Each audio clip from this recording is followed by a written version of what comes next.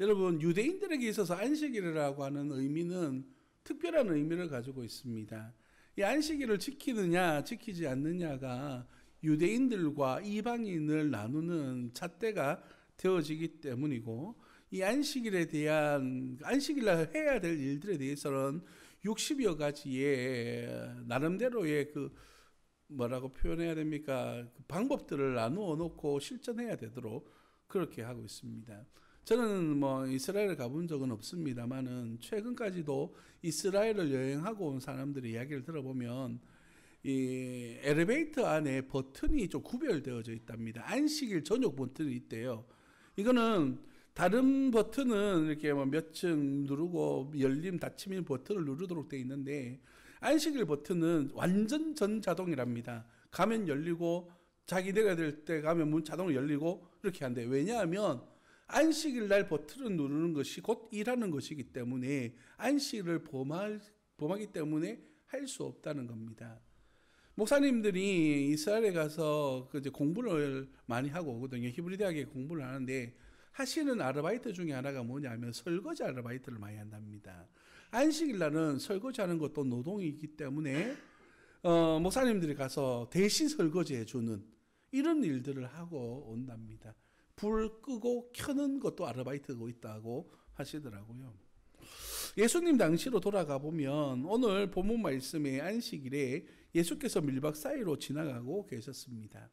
그런데 한 가지 문제가 생깁니다. 제자들이 길을 열며 가는 과정에서 이삭을 잘랐습니다. 그 상황을 지켜보던 바리새인들이 이렇게 반응하고 있습니다. 24절 말씀에 바리새인들이 예수께 말하되 보시오, 저들이 어찌하여 안식일에 하지 못할 일을 하나이까? 라고 그렇게 이야기합니다. 그들이 던지는 질문 속에는 이런 의미가 있죠. 왜 안식일에 하지 못할 행동을 하고 있습니까? 라고 하는 그 행위에 대한 이야기를 질문을 던지고 있어요.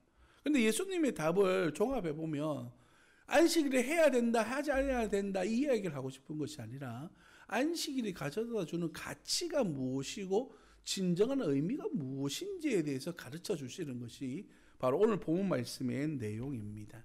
안식일의 가치. 우리가 주일날 하나님 앞에 나와 예배 드리는 행위가 중요한 것인지, 아니면 이 예배를 위한 우리의 마음의 자세와 가치가 중요한 것인지에 대한 이야기를 여러분과 함께 나누고자 합니다. 본문 말씀 24절 말씀에 나오는 바리새인들이 예수께 말하되 보시오, 저들이 어찌하여 안식일에 하지 못할 일을 하나이까? 라고 질문하는 이 하지 못할 일이라고 하는 단어는 바로 출애굽기 20장에 나오는 말씀입니다. 출애굽기 20장 9절에서부터 11절 말씀에 보면 여섯 동안은 힘써 내 모든 일을 행할 것이나 일곱째 날은 내 하나님 여호와의 안식일인즉 너나 내 아들이나 내 딸이나 내 남종이나 내 여종이나 내 가축이나 내 문 안에 머무는 객이라도 아무 일도 하지 말라. 이는 여섯 동안에 나 여호와가 하늘과 땅과 바다와 그 가운데 모든 것을 만들고 일곱째 날에 쉬었습니다. 그러므로 나 여호와가 안식일을 복되게 하여 그날을 거룩하게 하였느니라 라고 말합니다. 여기서 지금 24절에서 말하는 안식일을 하지 못할 일이라고 하는 지금 이스라엘 백성들이 내리고 있는 정의는 뭐냐면 이 율법에서 안식일에는 아무 일도 하지 말라라고 말하기 때문에 그러면 안식일에 일하지 않는 방법은 무엇일까? 여기에 집중하기 시작한 겁니다. 하나님께서 이 말씀을 주신 이유와 목적이 무엇일까에 대한 질문을 던지는 것이 아니라 이 일을 지키기 위해서 그러면 내가 뭐 했으면 좋겠나에 집중을 하는 것이죠. 더 쉽게 표현해 보자면 이런 겁니다. 부모님이 자녀에게 용돈을 주면서 이거 편안하게 사용해 라고 줬습니다. 근데 부모님은 이 용돈을 어떻게 쓰기를 원합니까? 지혜롭고 조금 꼼꼼하게 써서 필요한 데는 쓰더라도 불필요한 데는 안 쓰고 좀 이렇게 모을 줄도 알고 이런 마음을 좀 있었으면 좋겠는데 아들은 어떻습니까? 받자마자 이거 어디에 쓸까? 이거부터 고민하는 거예요. 그래서 부모님이 기뻐하지 아니할 만한 오락실 가거나 PC방 가거나 좀 나쁜데 사용하여 버리거나, 그러면 용돈을 준 부모님 마음은 어땠겠습니까? 불편한 겁니다. 그죠? 이거 어떻게 지혜롭게 쓰느냐를 보기 위해서 부모님이 줬는데 이 아이가 지혜롭게 쓰지 못하는 것을 보는 부모님 마음은 불편한 겁니다. 십계명을 주실 때에도 당시 우리 십계명에 대해서 공부할 때 말씀드렸습니다만은 십계명의 진정한 의미는 당시 주변에 있었던 사람들, 그 주변 나라들이 하나님을 떠난 삶들, 우상 숭배에 빠져 살아가는 이들이 자기 몸을 상하고 자기의 고통스러운 삶을 살기 때문에 그들로부터 자유함을 누릴 수 있는 시간들을 가졌으면 좋겠다는 의미입니다. 본문에서 말하는 20장에서 말하고 출애굽 20장에서 말하고 있는 안식일 쉬어라, 이 의미는 당시에 노동력이라고 하는 것은 내 스스로가 내 이익을 위해서 일하는 사람은 대부분 없었습니다. 대부분 애굽이라고 하는 사람 나라에 포로로 잡혀 있었고, 그들이 일한 노동력은 내가 먹는 것이 아니라 누구의 것이었습니까? 자기를 착취하고 있는 주인의 것이었습니다. 그래서 일을 많이 한다고 해서 내가 수입을 얻고 내가 안식과 쉼을 누리는 것이 아니라 일을 하면 할수록 더 힘들고 어렵고 고통 속에 빠질 수밖에 없는 그런 구조 속에 살아가고 있는 겁니다. 그래서 하나님께서 그들에게 안식일을 선포하면서 6일 동안 네가 성실하게 일한다 할지라도 하루 정도는 쉬면서 그날에 너를 만드시고 너에게 은혜 베풀어 주시고 너를 위하여 행하시는 하나님의 은혜를 경험하면서 안식하여 예배하라라고 말씀하시는 거예요. 우리가 일할 수 있다고 해서 막 매일매일 일하는 것은 오히려 하나님의 뜻이 아닌 것이죠. 뿐만 아니라 내 몸 또한 상하게 만드는 것입니다. 이번에 단기 선교를 가기 전에 좀 많이 바빴습니다. 개인적으로 많이 바빴고 여러 가지 제가 그 맡은 일들이 또 어찌 알았는지 이 노회 제가 예천군 일을 그만뒀다는 사실을 우리 총회 쪽에서 좀 알게 돼가지고 이번에 총회에서 하는 그 풋살 대회가 있습니다. 풋살 대회 경북 총책임을 제가 받게 됐습니다. 그래가지고 그 TV에도 나오고 막 이랬는데 저는 베트남에 있을 동안에 그 모임이 있어가지고 저는 갈 수가 없어서 이름만 명단만 지금 올라가 있는 상황입니다. 그래서 저는 이제 그 12일이잖아요. 12일 동안에 그 다니면서 이런저런 업무도 좀 볼 수 있겠다 싶었습니다. 그래가지고 나름대로 이제 그 장비들도 들고 가고 했는데 웬걸요, 컴퓨터 틀어볼 시간도 없었습니다.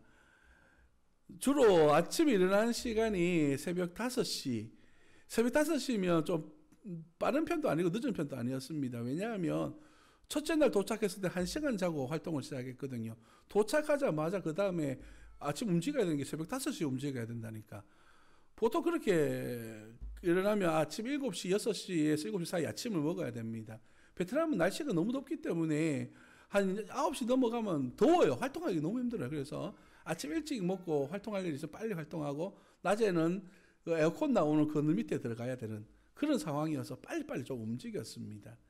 그러다 보면 또 저녁이가 시원하잖아요. 저녁 먹고 이제 그 활동하고 집에 이제 숙소에 들어오면 한 9시나 10시쯤 됩니다. 그럼 아이들하고 바로 예배 드리거든요. 그럼 10시 넘어요. 씻으면 11시, 12시입니다. 그럼 바로 잘 수 있습니까? 또 이렇게 시차가 2시간밖에 차이 안 나지만 우리가 한 12시쯤 되면 여기는 한 새벽 2시쯤 됩니다. 그래서 저도 나름대로는 이 보고서도 좀 올리려고 했는데 이거 뭐 작업할 시간도 없는 거예요. 아니면 아침밖에 시간 없는데 아침에 또 바쁘다 보니까 또 이런저런 일들 때문에 잘 못했는데 어찌됐든 하다 보니까 나는 계획 속에는 12일 정도면 충분히 내가 뭔가를 활동할 수 있는 시간이 있을 것이다 라고 생각했는데 실제로는 그렇지 않더라고요. 사람이 계획한 대로 이루어지지 않는 것 같습니다. 그러니까 뭐 어떤 일이 생기냐면 몸이 상하기 시작해요. 지금 여러분 어떤지 모르겠습니다. 지금 제 입안이 다 헐어가지고 좀 따끔따끔거립니다. 말하는 것도 쉽지 않은데 이렇게 몸이 상하니까 뭐 일하는 것이 그 뭔가 이렇게 진행해 나가는 것이 좀 부자연스러워요. 본문 속에 안식일에 주님께서 쉬라고 말씀하시는 이유는 사람이 가지고 있는 한계점이 있기 때문입니다. 근데 그 한계점을 포기하고 일한다는 것은 결국에는 자기 몸을 상하고 자기가 상처내는 일을 의미하는 것이고, 이것이 자의적으로 한다 하면 자기가 쉴 수는 있겠지만 어떠한 그 노동 계급 사회 속에서의 내가 마음대로 쉬지 못하는 위치에 있다면 그만큼 고통스러운 일이 없을 겁니다. 그래서 우리 주님께서 이스라엘 백성들을 이끌고 광야길을 이끄시는 과정 속에서 주신 10계명 안에서 안식일을 기억하여 거룩하게 지키라고 하는 말씀을 주시는 것이죠. 그 원래의 목적은 무엇입니까? 안식일을 거룩하게 지키라는 것은 정죄, 안식일 안 지키면 너 죄 짓는 거야, 이것이 목적이 아니라 하나님의 은혜 안에 거하는 삶이 무엇인지를 알고 깨닫고 그 은혜 가운데 살아라라고 하는 가치를 주시는 것이라는 사실이에요. 그런데 이스라엘 사람들은 어떻게 반응했습니까? 좀 넘겨주시겠습니까? 본문 말씀에 보면 이렇게 이야기합니다. 오늘 23절에 이삭을 자르니라고 말하고 있지만 마태복음에서는 시장하였다라고 말합니다. 제자들이 길을 가다 보니까 배가 고팠습니다. 그래서 이삭을 잘라서 먹었대요. 그런데 누가복음에 보니까 이삭을 잘라 못했다고요? 손으로 비벼 먹었다라고 표현되어져 있습니다. 문제는 누가복음의 말씀입니다. 오늘 본 말씀에서는 원래 이삭을 자르는 것은 율법에서도 이렇게 허용해 주는 겁니다. 왜냐하면 율법에서 보시면 그 한 모퉁이를 남겨 놓아서 배고픈 사람이나 고아나 가부를 위해서 구제용으로 쓰도록 원래 이삭을 남겨 놓습니다. 자르는 것이 문제가 되는 것이 아니에요. 뭐가 문제가 되냐면 비벼 먹는 것이 문제가 됩니다. 왜냐하면 비비는 행위가 탈곡 행위가 되는 거예요. 그래서 그냥 이삭 정도 따는 거 그 자체에서 먹는 정도는 문제가 되지 않지만 탈곡을 해서 먹는 것은 노동했는 거라고 보는 것이죠. 애매하지 않습니까? 율법은 이런 식으로 적용했던 겁니다. 그러니까 오늘 본문 말씀의 바리새인들이 예수님께 찾아간 겁니다. 자, 24절 다시 봅니다. 바리새인들이 예수께 말하되 보시오라고 말합니다. 이 보시오라고 하는 단어는 아주 정색하여 심하게 다그쳐 묻는 단어입니다. 보시오, 저들이 어찌하여 안식일을 하지 못할 일을 하나이까? 라고 그렇게 질문해요. 이 말은 법적 책임을 당신이 지셔야 됩니다, 이런 뜻입니다. 당시 지도자는 제자들이 행한 일에 대한 책임 또한 지도로 법적 조치가 될 수 있었기 때문에 예수님 당신의 문제다라고 그렇게 지금 지적하고 있는 겁니다. 그랬더니만 예수님께서 그들에게 하신 말씀이 바로 25절의 말씀이 나옵니다. 예수께서 이르시되 다윗이 자기와 함께한 자들이 먹을 것이 없어 치장할 때에 한 일을 잊지 못하였느냐라고 말합니다. 다윗이 도망 다닐 때에 급하게 도망하다 보니까 먹을 것도 무기도 없었습니다. 그래서 성전에서 이제 진설병이라고 해서 빵 10덩이를 굽습니다. 구워가지고 이것을 이제 그 성전에다 바쳐요. 그래서 10덩이를 빼오고 또 새로운 떡을 넣어서 그 빵을 상하니까 이런 식으로 이렇게 빼내고 넣는 과정 속에서 그 받쳐졌던 떡을 빼낸 떡을 먹었습니다. 받치는 떡을 먹은 거 아니에요. 오해하시면 안 되고요. 빼낸 떡을 먹었어요. 근데 이 떡은 주로 제사장들이 나누어 먹도록 되어져 있습니다. 제사장 외에는 못 먹도록 되어져 있는 거예요. 그런데 지금 본문 말씀에 보면, 아니 사무엘상 말씀에 보면 다윗과 그때 함께한 사람들이 그 떡을 나누어 먹습니다. 그럼 율법을 어긴 것이냐? 오늘 예수님은 그렇게 이야기하지 않습니다. 26절에 그가 아비아달 대제사장 때에 하나님의 전에 들어가서 제사장 외에 먹어서는 안 되는 진설병을 먹고 함께한 자들에게도 주지 아니하였느냐라고 말해요. 그래서 그게 문제가 되지 않는다라고 말합니다. 여러분, 율법이 주어진 이유와 목적이 무엇입니까? 율법은 앞서 말씀드렸던 것처럼 그 하나님의 백성들이 그 생명을 누리도록 하기 위한 하나님의 은혜요, 하나님의 배려예요. 십계명에서도 우리가 분명히 살펴보았습니다마는 이방인들이 믿고 섬겨왔던 신들은 사람의 희생, 특별히 생명을 앗아가는 그런 희생들을 요구하는 제사 방법들이 많았습니다. 심지어는 자기 아들을 불 속에 던져야만 들어주는 그런 우상 숭배도 있었거든요. 그때에 하나님께서 그렇게 하지 마라, 그렇게 하지 마라 라고 말씀하시는 것이 십계명이었고 율법이었어요.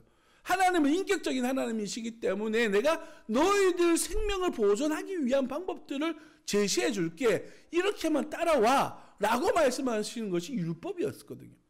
그래서 질설병이 가지고 있는 목적은 무엇이냐면 하나님 앞에 들어졌던 떡을 제사장들이 나누어 먹습니다. 제사장들은요 농사할 수가 없습니다.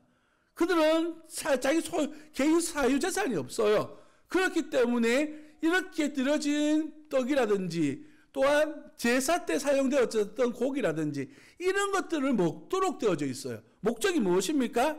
제사장도 살아야 된다는 것이죠. 마찬가지로 좀 더 확대해 보면 그 당시에 다윗이 경험했던 배고픔, 성경의 흐름상 보면 그 배고픔이 가장 힘들고 고통스러워서 죽기 직전까지 가 있었던 상황에서 그 진설병을 먹게 되어졌다는 거예요. 결국에는 이 진설병의 목적이 무엇이죠? 생명을 살리는 데 사용되어졌다라는 것을 이야기하는 겁니다. 이것이 핵심인 것이에요. 그러면서 예수님께서 하시는 말씀이 무엇입니까? 27절 말씀을 또 이르시되 안식일이 사람을 위하여 있는 것이요 사람이 안식을 위하여 있는 것이 아니다 라고 말씀하고 있습니다. 마태복음 11장 28절 말씀에 보면 수고하고 무거운 짐진 자들아 다 내게로 오라 내가 너희를 쉬게 하리라 라고 말씀하세요. 여기서 수고하고 무거운 짐진 자들, 여기서 말하는 수고하고 무거운 짐이 뭐냐면 율법의 무게를 이야기합니다. 율법에 얽매여서 그 말에 얽매여서 힘들고 고통스럽게 살아가는 이들에게 예수 안에 있는 자유함을 이야기하는 거예요. 왜 예수님을 믿는 사람들이 형식에 얽매여서 거기에 목숨을 걸고 살아가느냐라고 말씀하고 계시는 겁니다. 우리 예수님을 믿는 이유와 목적은 무엇입니까? 그 안에 있는 자유와 그 안에 은혜를 누리기 위함 아닙니까? 내가 살아가는 데 있어서 내가 이 순간에 하나님 앞에 은혜를 누리기 위해서 살아가고 있는데 거기에 말에 그 단어에 얽매여 가지고요 마치 예수님의 어떤 올무 속에 살아가는 것처럼 그렇게 착각하고 살아가면 안 된다는 것을 이야기하는 거예요. 어느 날 기차를 타고 지나갈 때 어떤 사람들끼리 이야기하는 이야기를 얼핏 들었습니다. 이렇게 이야기하더라고요. 교회 다니기 시작하면 교회에서 헌금을 하라고 강조한대요. 그래서 헌금을 많이 하면 집사를 준답니다. 그리고 집사를 받고 난 다음에 또 헌금 열심히 하면 장로를 준다네요. 그리고 열심히 헌금하고 열심히 교회 봉사하면 목사를 준답니다. 본인들끼리 하시는 이야기예요. 난 들으면서 참 오해가 많구나 이런 생각을 했습니다. 헌금은 의무가 아니고 책임입니다. 내가 하나님 앞에서 내가 어떤 삶을 살고 있습니까? 라고 돌아오면서 내가 하나님 앞에 드려야 될 것들을 드리는 것이죠. 예배도 마찬가지고요. 우리가 주님의 몸된 교회 안에서 봉사하고 섬기는 일들 또한 마찬가지입니다. 이것은 주님께서 우리에게 주시는 은혜의 자리이지 의무, 무슨 이렇게 의무로 군대 가듯이 내가 이걸 해야 된다라고 하나님께서 명령하시는 명령이 아닌 거예요. 그래서 교회 안에서 무엇을 하든지 간에 먼저 기도하고 내가 하나님과의 관계 속에서 내 자신이 무엇을 해야 될 것인가에 대해서 고백하고 난 다음에 그렇게 실천으로 옮겨가는 겁니다. 여러분, 그렇지 않으면 나는 종교 생활에 얽매여 살아가는 거예요. 기독교는 종교가 아닙니다. 기독교는 은혜예요. 기독교는 하나님께서 내게 주신 은혜에 대하여서 반응하며 살아가는 것이지 내가 거기에 얽매여서 오늘 교회 안 가면 큰일 나고 헌금 안 하면 정말 무슨 일이 생길 것만 같은 그런 얽매임 속에서 살아가는 것이 아니라 내가 오늘 하루 하나님 앞에 감사함에 또한 감사해서 교회에 와서 예배 드리는 것이고 또 예배 드리면서 하나님 앞에 감동이 되어져서 내게 가진 것들을 주님 앞에 드리는 것이고 내가 시간을 드리고 물질을 드리고 삶을 드리면서 주님과 교제하는 것이 바로 우리 신앙의 모습이라는 것이에요. 이게 얽매임이 아니라는 사실을 우리는 이해를 해야 되는데 자꾸 나 자신을 얽매이려고 하는 사람들이 있어요. 뭔가를 해야만 될 것 같고 뭔가를 해야만 내 일이 이루어질 것만 같은 예수님을 자꾸 그런 식으로 어떠한 틀 안에 가두고 만들어 가려고 하는 그런 성향들이 우리 안에 있다는 것이에요. 27절 말씀을 보십시오. 또 이르시되 안식일이 누구를 위하여서 존재한다고요? 사람을 위해서요. 여기서 사람은 불특정 다수를 이야기합니다. 누구 이렇게 이야기하는 것이 아니라 누구든지 하나님께서 사랑하여 주신다라고 말씀하셔요. 그러면서 28절에 뭐라고 이야기하십니까? 이러므로 인자는 안식일에도 주인이다 라고 말씀하세요. 이게 얼마나 은혜인지 모릅니다. 우리가 안식일과 예수님을 나누어서 생각할 때가 많이 있어요. 예수님이 내가 구원받은 은혜에 대하여서 내가 예수님과의 관계 속에서의 그 은혜를 누리기 위한 안식일, 주일, 은혜, 삶 이것을 받아들여야 되는데 자꾸 예수님을 얻어 떼내고 자꾸 내가 이것을 종교적 행위를 통해서 뭔가 예수님과의 관계를 맺어가는 도구로 받아들이고 있어요. 반대로 봐야 되는데 내가 예수님을 믿는 믿음 안에서 그 은혜를 누리는 것이 신앙생활인데 자꾸 그렇게 생각하지 않고 내가 뭔가를 해서 예수님과 가까워진다. 내가 뭔가 해서 예수님의 도움을 받아야 된다. 내가 뭔가를 해서 예수님의 인도하심을 받을 수 있다. 라고 하는 그런 잘못된 생각 속에서의 판단들과 행동을 이어가는 이들이 있다는 것입니다. 말씀을 마무리하려고 합니다.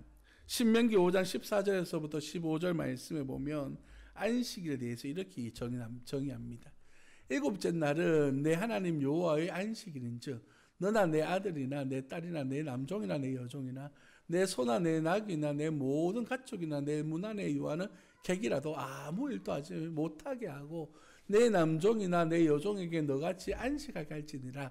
너는 기억하라. 내가 애굽 땅에서 종되었더니 내 하나님 여호와가 강한 손과 편팔로 거기서 너를 인도하여 내었나니 그러므로 내 하나님 여호와가 내게 명령하여 안식일을 지키라 하느니라. 아멘. 15절 잘 해보세요. 네가 애굽 땅에서 종되었었는데 종은 책임만 있었는데 이제 너에게 안식을 주므로 너에게 자유인으로서의 삶을 선포하고 있다라고 말해요. 한 장 넘겨주시겠습니까? 이사야 58장 13절 말씀에서는 이 부분을 이렇게 이야기합니다. 만일 안식일에 내 발을 금하여 내 성일에 오락을 행하지 아니하고 안식일을 일컬어 즐거운 날이라 여호와의 성일을 존귀한 날이라 하여 이를 존귀히 여기고 내 길로 행하지 아니하며 내 오락을 구하지 아니하며 사사로운 말을 하지 아니하면이라고 말합니다. 이 말의 뜻이 뭐냐면 안식일을 내가 즐거워하고 안식일을 내가 누리고 살아간다면 너 이 땅에서 찾고 구하는 오락이 중요하지 않다는 것이에요. 세상적 가치가 내게 중요한 것이 아니라 오히려 이 안식일에 누려지는 그 은혜가 더 크고 복되다라고 그렇게 말씀하고 있는 겁니다. 말씀을 마칩니다. 사랑하는 성도 여러분, 바리새인들은 예수님과 그 제자들이 무엇 하는지 지켜보고 있습니다. 그리고 꼬투리 잡아서 그것으로 문제 삼고자 했습니다. 근데 마치 지금에도 바리새인들처럼 신앙생활하는 것 가지고 꼬투리 잡아서 믿음이 있니 없니 이렇게 조울질하는 이들이 있습니다. 우리는 우리의 믿음이 우리의 신앙이 기준이 누가 되어져야 됩니까? 우리 주님이 기준이 되어져야 되는 거예요. 그래서 우리 예수님을 믿는 믿음 안에서 내가 어떻게 살 것인지를 고민할 수 있는 그런 하나님의 사람들이 되어져서 그 누가 뭐라고 하든 주님이 기뻐하시는 삶을 살아 이 땅에서 하나님의 나라를 누리며 살아가시는 복된 자녀 되시기를 예수님 이름으로 축복합니다. 기도하겠습니다.